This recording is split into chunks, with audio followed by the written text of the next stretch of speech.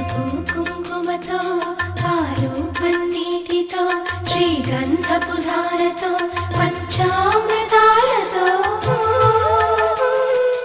అంగాంగం తడుపుతూ దోషాలను కడుగుతూ గంగోత్రికి జరుపుతున్న అభ్యంగన స్నానం.